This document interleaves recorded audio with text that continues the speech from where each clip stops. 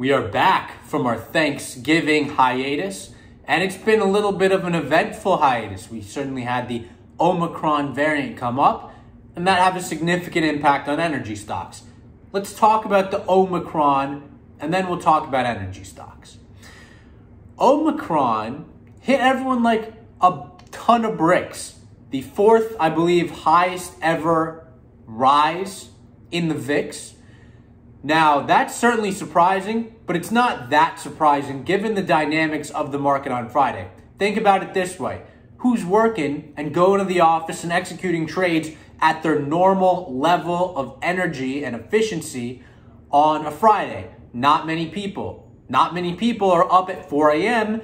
when stocks begin trading. And we saw the futures down, but we saw them really take a hardcore push down as the futures markets opened up. Why could that be the case? Well, it's impossible to really pin that down to any one thing, but my hypothesis, which I believe with a high degree of certainty, has to do with algorithmic trading. Algorithmic trading is something many hedge funds do nowadays and banks, and there are some hedge funds and other funds that operate entirely on algorithmic trading. And obviously they're successful, otherwise it would be gone.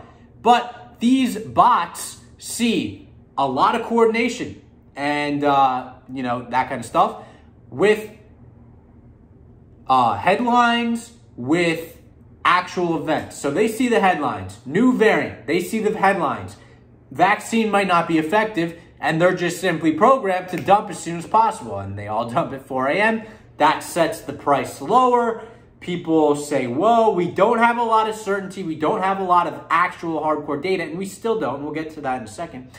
And all of a sudden, you got a market that's down, and you see an energy market down big. Now, where do we stand at the moment with Omicron? After going through a weekend, and we're still going to need another week or two to really develop this, but we've got some core fundamentals that I think are super important and probably the most important things to understand. One, the mutation is not with regards to the spike protein. Okay, that's how the virus attaches to what it needs to attach in order to replicate. It's not what the mutation is. Second, South Africa, in their limited testing thus far, and it's still early, 2 weeks since about 15 days, I believe, maybe 16 now in South Africa time, since they first detected this variant. And it takes a little bit for hardcore cases to show up. But thus far, they're saying it's more mild than typical corona. And if it is more mild, it's game over for corona. We believe over here that the ultimate path of the virus and most viruses is to trend towards asymptomatic spread, undetectable spread, and being less severe. Why is that? Well, if their goal is not to kill you. The virus's goal is not to kill you. The virus's goal is to replicate and survive and reproduce. Same thing with all in life.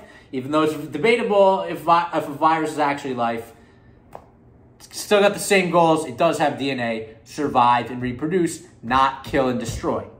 Its goal is to survive and reproduce. If it killed everyone, it would be gone. If it's really deadly, people spread. They social distance. So what is the virus going to select for in the long run? Asymptomatic spread. So if we're starting to see that, we see the trend is occurring, and we're going to continue to get more and more and more asymptomatic spread. There are viruses everywhere. A lot of them don't kill us, okay? We're probably loaded with viruses. And it's fine. Not calling you a sick, F-U-C-K. I'm just saying you are loaded with viruses, and it's all chill. It's all chill, It's all chill. Still gonna kiss girls. It's gonna be all good. Anyways, we have those two facts. Pfizer's coming out and saying their vaccine is likely going to be effective. Moderna's a little more hesitant. Who knows what dynamic is going on there? Moderna is a smaller company. A larger share of their revenue is due to the virus. That may have something to do with the fact that they subjectively, because it's not an objective question, it seems, subjectively think a new vaccine is a good idea. Okay, well, you can make that decision for yourself. We're not trying to get too political here, but when it comes to fundamentals, we like to focus on them, and this is ultimately why we believe Your health decisions are your health decisions, not somebody in Washington, D.C.'s health decisions. Okay. Energy obviously got rocked on Friday. However, I noticed several bullish things that make me feel pretty good about the position and led me to aggressively buy on Friday. One of which was the outperformance of energy stocks over oil. And I bought before this was obvious. I stuck with the thesis and didn't really care. I felt that Omicron was not going to matter, or matter not that much. It wasn't going to be like we had Ebola all of a sudden. If that were the case, we'd be a lot more concerned. We're not.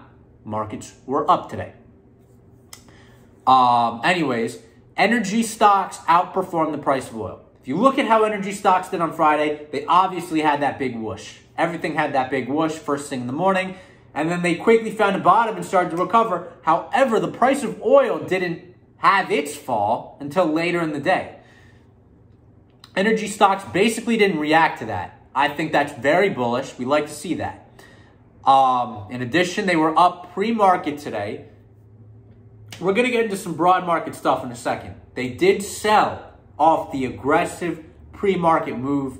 Not much news from the open until, I guess what you would call the energy stock trough.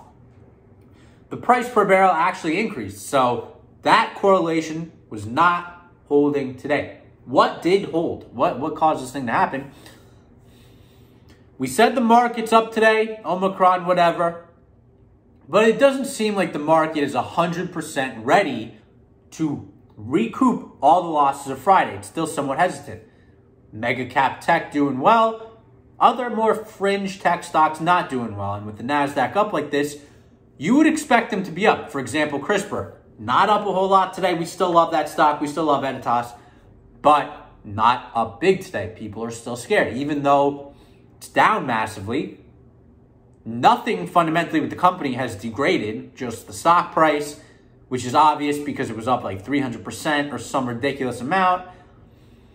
So it's just had, you got the believers bought in a long time ago all at once, and you just got people slowly needing to get cash, as all of us do from time to time.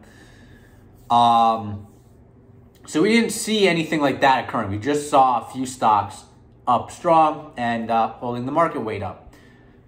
This tells me and us that there's still some fear. And that fear will likely remain until we either don't get any bad news, which is good news, or get good news with regards to Omicron, which I actually think will occur. I think we are going to get good news with regards to Omicron. I said we just relax, sit tight, and that's how we can take advantage of moves like on Friday. That's how it works. You have your thesis, you trust your thesis. If the facts change, you change.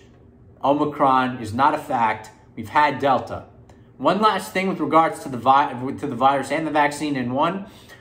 Pfizer, Moderna created additional vaccines for Delta, but they did not use them.